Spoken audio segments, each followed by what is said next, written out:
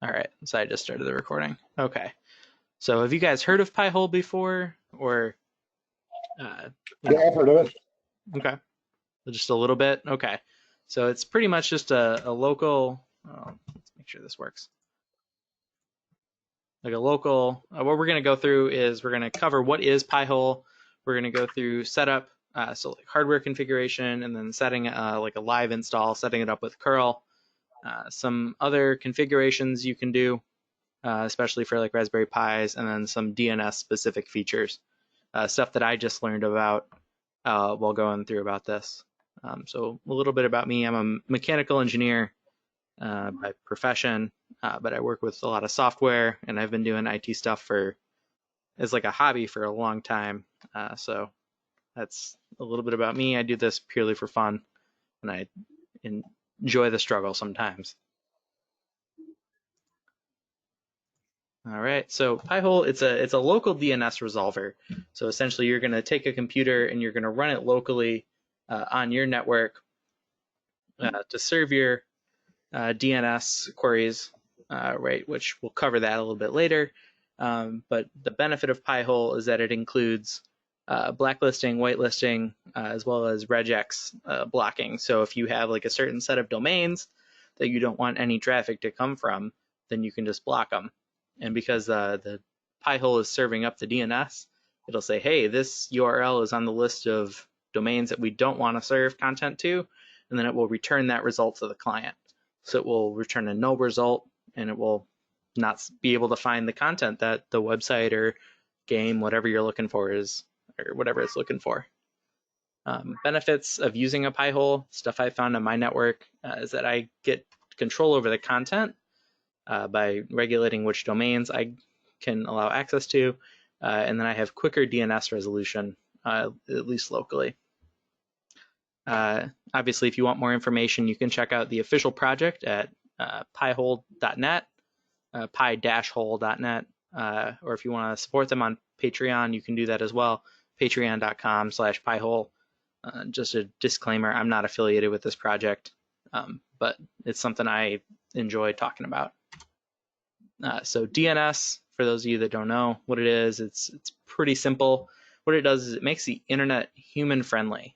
So instead of, it's much easier for us as humans to remember 2020.penguicon.org instead of that IP address down there, right? So instead of 208.113.169.159, it's a lot easier for us to just remember, hey, 2020.penguicon.org. So these systems make it convenient to browse the internet. And how a typical DNS query works, right? So you're, using a browser, going to a website. It says, hey, who is so-and-so, right? Like, where's this domain? If the browser doesn't have it cached, it'll ask the operating system. And then if the operating system doesn't know, it will then send that request to the router, right? Or all of the configured DNS servers in your on the computer. That will then, typically it goes from the router to a DNS server, just like top level, and then that will do is it will send the request to a root server, which returns like the .org for the Penguicon 2020.penguicon.org example, returns that to the DNS server. The DNS server then goes to the top level domain server, which was returned by the root server, and it says, hey, who's penguicon.org? And then it says, oh, hey, that address is this. And then it sends that back to the DNS server. And then the DNS server reaches the authoritative server for penguicon.org. And it says, hey, who's 2020.penguicon.org? Returns that result to the DNS server. And then that response gets routed back to the router and then to the client. And then everything else happens. It's a little quicker than my explanation, but overview, that's what it is. This is what's called iterative DNS lookup, and this is more of the standard style of a DNS lookup. So why would you want to run it on your network, right? Instead of just like a browser extension to block ads, which is the number one reason you run this.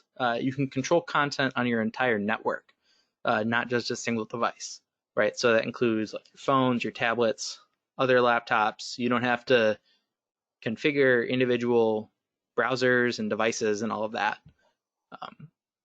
But as well for that, right? Like if you're on a phone, you don't have the ability to necessarily add an ad blocker to prevent those ads, say in mobile games, for example. It's a lot easier if you can just block those at the DNS level and go from there. One of the things I've noticed when I first started this is that our smart TV sends a lot of content to try to log it unnecessarily. And yeah, I don't think there's any need for that on my network, so I've just blocked it. Pi-hole handles that. Again, you can block content you don't want devices accessing on your network. You can block tracking content, right? So like telemetry, stuff like that. Something else I use is you can block malware domains, right? So if you have like a list of bad servers, you can just feed those into your Pi-hole and then prevent any device on your network from connecting to those just because they're unable to resolve that address. And the underlying theme of Pi-hole is take control of your network. So you do get a lot of visibility of all the DNS requests, which client's making them, where they're going, all of that. So there can be a pretty technical aspect to it, but you can get a lot of logging, figure out what exactly is going on, and see like, which devices are phoning home or sending a lot of requests that you don't necessarily need or want them to be doing. So just a sample network with Pi-hole, right? So what the Pi-hole will do is it will replace the traditional DNS server that your router would connect to, right? So the client will send the information for the DNS lookup to the router can send it to the Pi-hole. The Pi-hole will then send the request out to the DNS server, and then all of those same steps regarding the root server, the top-level domain server, and the authoritative server, those will all happen. Those will get returned to your Pi-hole, and then you'll go from there. Now, the benefit of this is that the Pi-hole only sends out requests for domains that aren't blocked, because when the DNS request comes in, it's looking for text, right? It's not looking for an IP address. So the blocking happens before it sends that request to the DNS and gets all of that content. It's just a little quicker. That request is then served back through the router to the client. Like, hey, this is where you're trying to go. This is all the content that you're looking for. Go from there. Circling back to DNS-based blocking or browser-based. So the typical process is the DNS request is received by the Pi-hole. The Pi-hole checks the domain against the block lists. If it's blocked, it returns a value of : no server. So how that's handled is that clients don't even try to look that up. And then if a domain isn't blocked, it forwards it to the DNS server, and then the Pi-hole caches that response up until that expires and goes from there. And then next time that request comes across, it'll go and renew it. And in a nutshell, basically, it works by hiding the content or preventing your computer from accessing it, right? So instead of looking for, like ads.trafficjunkie, anything like that, it's looking for 0.0.0.0/stupid_ad.jpg. It can't be found, can't load the content, can't find the content, can't have that going across your network. So we're going to go through an installation, but it's pretty easy to install it. It's pretty lightweight as well, especially if you only run Pi-hole. I've seen on Reddit there's people that run it on a Pi Zero. You can run it wirelessly, so it doesn't have to be connected to your network. I've run it that way for past 6 months and haven't had any issues. Like my Pi-hole is just plugged in to a little just power strip and just sits wherever it can get Wi-Fi access. You can run it in a virtual machine, or you can run it, and you can run other software alongside it. So I run cups alongside that, and there's also a web server on my Raspberry Pi. So that it's pretty lightweight, and I'm running like a Pi 3. I don't have one of the 4s yet. The next step is to get a bootable machine. So use an SD card flashed with a bootable image for a Raspberry Pi. For all others, typically just start with a live CD and we'll go from there. So now we're going to go through kind of like a live installation of Pi-hole. Right, so what we're going to do is we're going to set it up with curl, which is a way to get content information through the command line. So it's a one-line command. It's just curl-ssl https install.piehole.net and bash. and goes through that. All right, so I'll exit out of this. Here we go. So this is my Linux, or just my Debian install. I set this up just for that. I'm going to log in. We'll start over. I'm going to log in with my root account, just so I have, permissions. We're going to open up a terminal, and then we're just going to type that command in right there.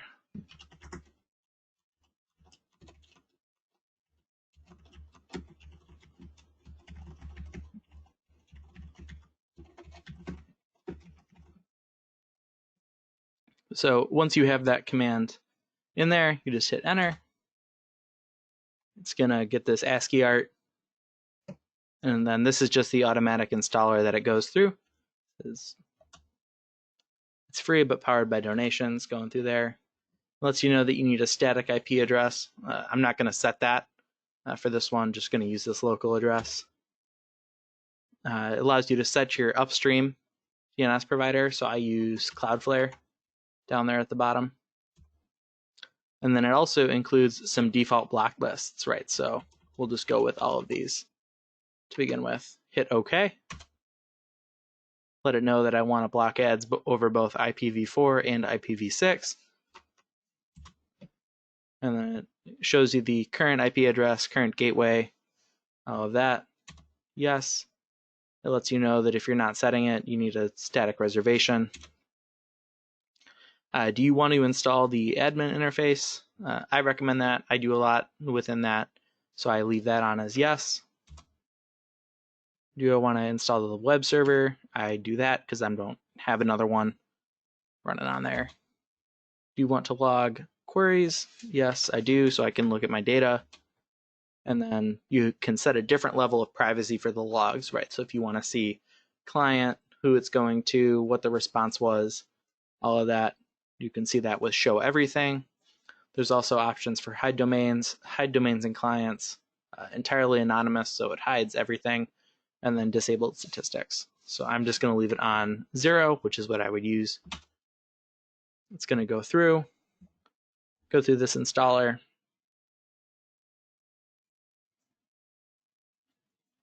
It's restarting the Pi-hole-FTL. That's their faster than light DNS resolver.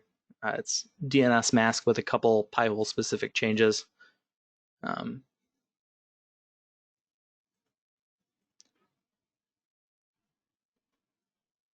Right now what it's doing is it's pulling the different block lists, so it's downloading the text, doing that. It lets you know, hey, this is your password. And what we'll do right now is we'll try this out. We'll open up a web browser.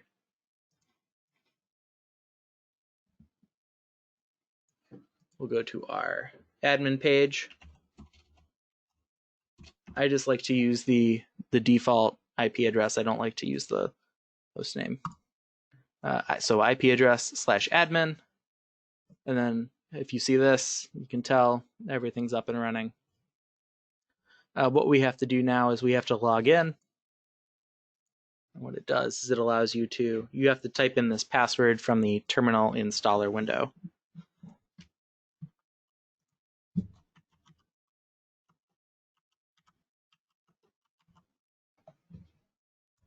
Click log in. What I've done is I've removed this password. So you can remove it by running sudo pi-hole-a-p to remove the password. So you don't have to log in. There's all adults on my network. I'm not worried about somebody getting access to it going in there. So we'll click log in. I don't want to save. And then now you get all of this long-term data. So you can see query types, who's answering it, top block domains, top permitted domains, all of that. So we got Pi-hole installed. It's permitting some domains. It's blocking other domains. What we'll do now is the next step is we have to point the router to use that. So what we'll do is we'll configure the Ethernet connection to use this as our DNS, right? So click on the connection, go there, IPv4 10.0.2.15. Don't need the admin because it's for the DNS lookup. Click on save. So now we should be using that. I'll refresh this page. And then we'll go to like a sample domain right here. Refresh it so it pulls new content. And we can see that %blocked jumped up. Now it's updating right now. So what's happening is it's currently trying to get more content. So what happens, right? So now we're using Pi-hole, another website that has ads on the bottom, right? So you can still see the frame, which a browser-based ad blocker might remove. But right here, there's no content in there. So that's just something else that I've noticed. And it also works on awful websites like this one right here. It's really hard to find a couple different like websites with a lot of ads. This looks like our percents just jumped up. But right now you can see advertisement. I was looking for like a site that's totally unusable without this. But this is just the level of content that Pi-hole can block. And it is pretty quick. Something else too, right? Yeah. I'm trying Fox News, foxnews.com. They got this annoying pop-up. It might not work on pop-ups.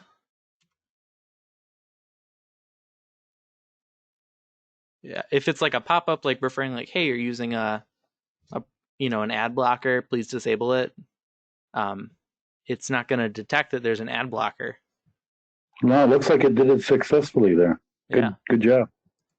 Yeah. So it's just some of the other thing. I mean, any of these right here, right? It'll go through. What else? Okay, so this is like an ad on Reddit, right? Like, say if we click on this, right? Unfortunately, it still has the content. Let's try reloading it. Nope. Okay, so it's hidden some of it. Oh, here's a promoted one, right? We'll click on this, right? So if somebody accidentally clicks on something on your network, it redirects you to ad.doubleclick.net, right? So, hey, I can't find this. It also works really well for like Google ads, right? So let's just do search there, or yeah, so it's not showing any of the ads. Maybe it's like you're shopping for something. Let's do like Nintendo Switch. Yeah, so like this one right here. It's like these ads might not work. Yeah, so it's trying to go through Google ad services, which I've said are a block domain. So it loads like the price and all that, but it prevents you from doing that, going all the way over there. Now, what if you want to enable that, right? So say like this happens, especially when you first are setting it up and you have some rough content, or like you're trying to figure out like, okay, is it being blocked? Like, is it not working? Within the Pi-hole web interface, there's a disable button.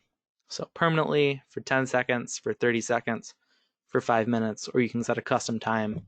I use the 5 minutes. 10 seconds is not enough, especially if like I'm on my phone and I'm trying to load something up. 30 seconds, also not long enough. So I just go for 5 minutes if I do something like that. And then I don't have to worry about restarting the service. Right, so now if I go here, refresh this page, right, I want to go to pricewhack.com, takes me right through there. What we're disabling with the Pi-hole is we're disabling the block list feature. So we're allowing it to just act as a speedy DNS resolver and go from there.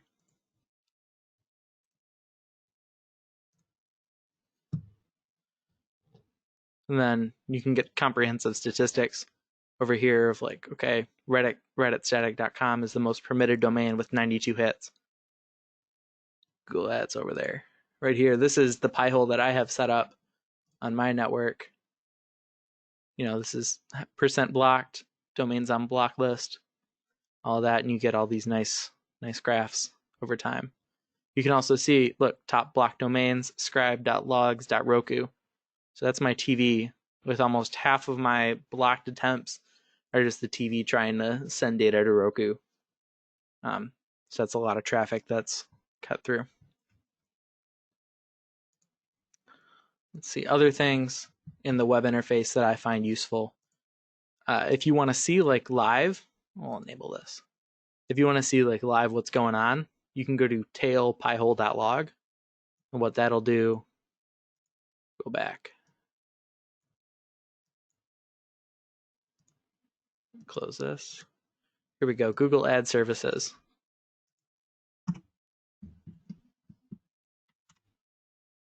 Okay, so that ended up connecting, and we see a whole bunch of activity over here. Right, so let's just read some of these. Right, so reply from cloudfront.net is, this is the IPv6 address. Query A, that just tells you the type, forwarded from ajax.google APIs from localhost. It's not blocked, so what it does is it forwards it, and then it gets an IPv6 one, forwards that, the same thing, goes through there. Right now we see, okay, I'm looking for fast.a.clavio.com. and said, hey, that's 0.0.0.0, can't connect to that. Go from there. You can generate a debug log if you're talking to the developers. It's kind of an anonymized system. You do that, it will just give you a little token. You send the token to the developers, like on Reddit, and then they can see your specific anonymized log, going from there, trying to figure out what's going on. And then under the settings page, this is where you can set your block lists that you're using. So if you have like a new block list that you want to add, you can do that from here. If you want to change the DNS servers that you connect to, you can change that here as well. Additional settings, if you want to use DNSSEC, which we'll talk about in a bit. If you want it to pull your host names instead of your router addresses, you can have it do that as well. And then there's a little thing called teleporter, which is what's used to like save your configuration. So save it before you do an update, go from there. All right. Slideshow from current slide. Okay. Right, so once you get it installed, point router to use your Pi-hole as a DNS, right? We did that in the local network settings to connect to it. Load some block lists. I found a fair number on piehole.net, as well as Reddit. Like the r/piehole is pretty active. That's a good community there, all talking about it. Update Gravity. So Gravity is the name of the block list. So if you have a specific, if you make any changes to the block list, you need to update Gravity to make sure that those are affected. Just to note, this can take a while, depending on how much computing power you have, how big those block lists are, go from there. And then you're all set to use Pi-hole. And then do you guys have any questions on getting Pi-hole up and running? Do you recommend any particular operating system for performance? I'm running it on my Raspberry Pi.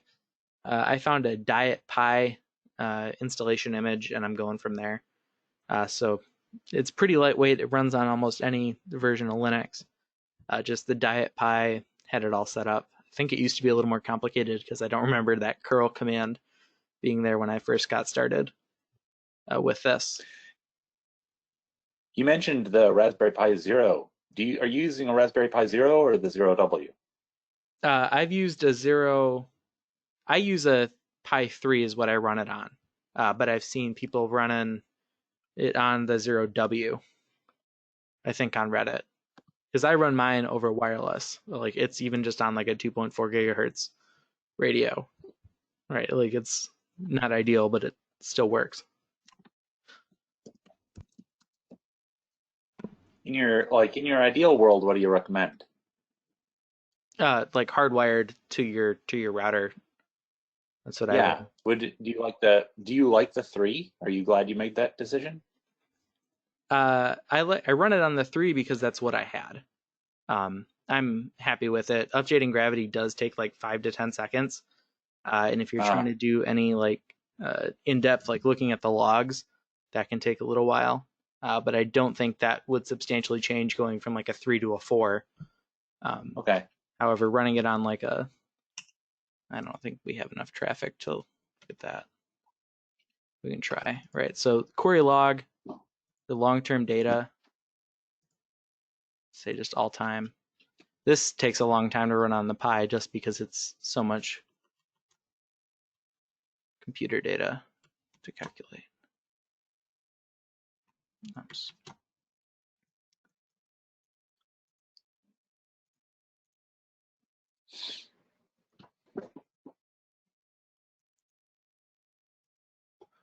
There shouldn't be that much in here, but it's not maxing out the processor and the VM,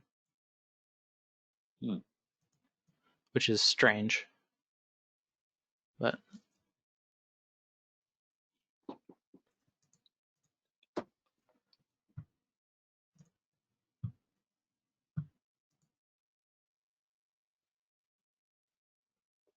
oh, it's because it's got to go all the way back there.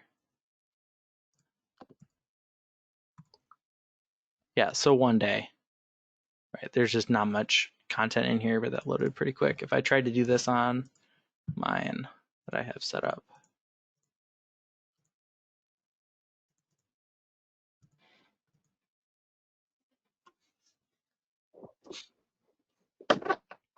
now part of this is the fact that it has much more queries. Part of it is the fact that it's running on the Pi as opposed to running locally on a desktop.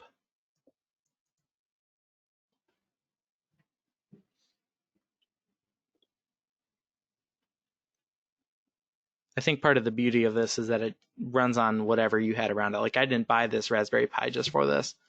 It was one I just had lying around and was able to put some hardware on, or I guess put it on, try it out, and go from there.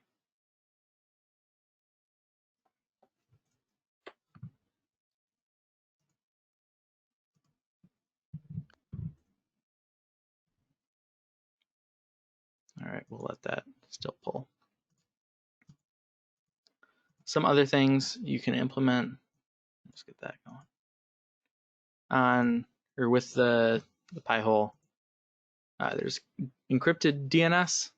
So if you're worried about that, there are options you can set up for that. So DNS crypt is one of the standards, which provides encryption of the request and then validation that like the server is who it is.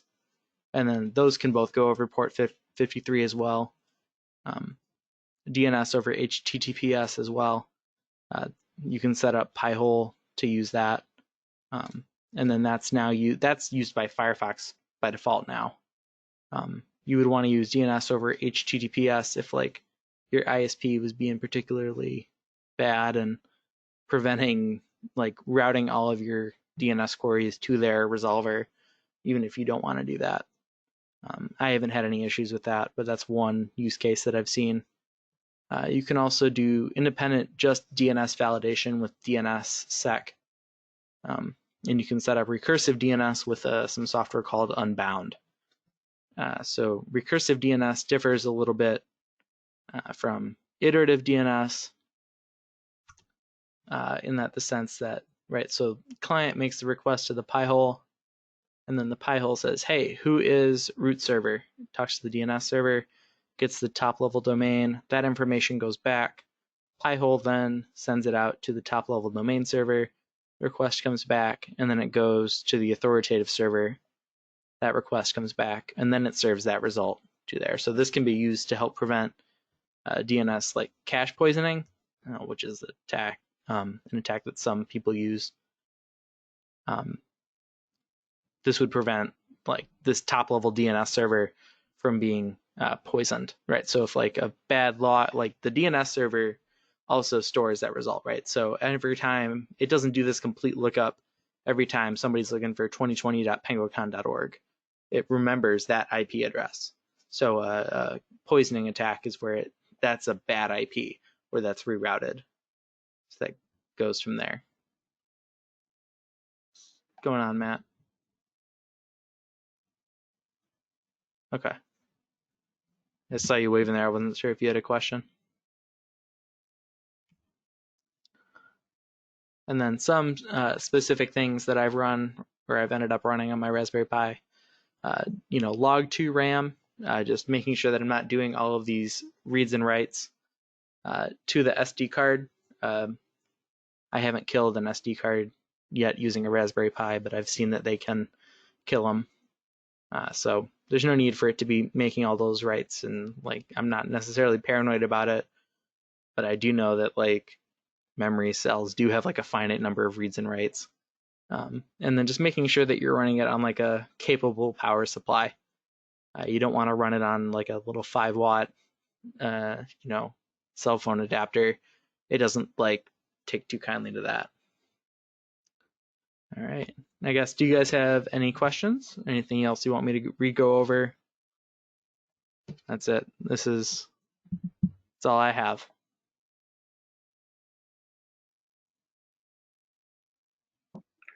Do you spend a lot of time maintaining your blacklists, adding to it and so forth, or out of the box, it's pretty good? Out of the box, it's pretty good. I found a blacklist that I like. I think pairing that with a good whitelist that you would develop, that would be good there. Every once in a while, I'll come across a website that doesn't like something that I'm blocking, or the DNS sec that I run. It doesn't like that. So what I most commonly do is I go to the web URL, disable for 5 minutes, do what I need to do, and then come back. If it's something that I've had to do a couple times or more, then I'll just go back in there and I'll put in a whitelist. Just go into tools, tail the log, make the request from my device and see what's going on. Try to capture that URL so I can then add that to the whitelist. So it's not like a full-time job to maintain it.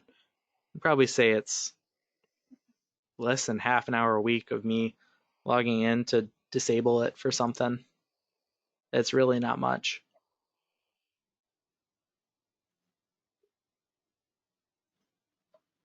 I have found that the amount of time decreases that I spend messing with it as long as I've had it. I used to mess with it a lot initially, and then once you get over that hurdle, it's kind of pretty good.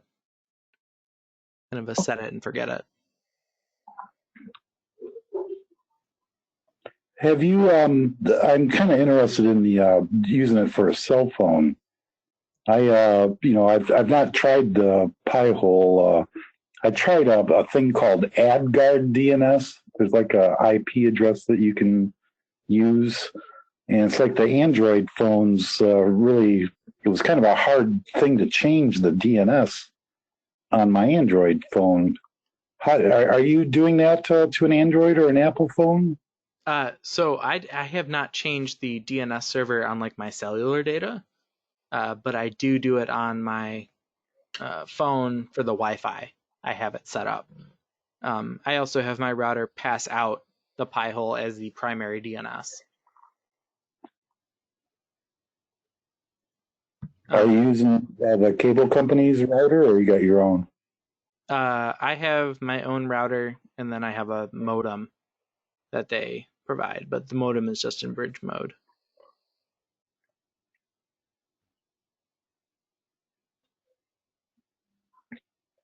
Thank you for the presentation. Yeah, thanks for attending. Most of the routers that I've seen it's pretty easy to configure the DNS server.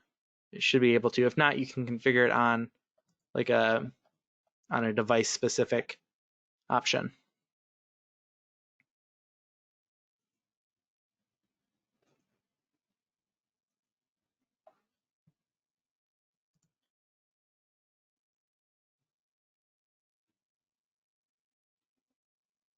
All right, if you guys don't have any other questions, I guess I'll stop the recording.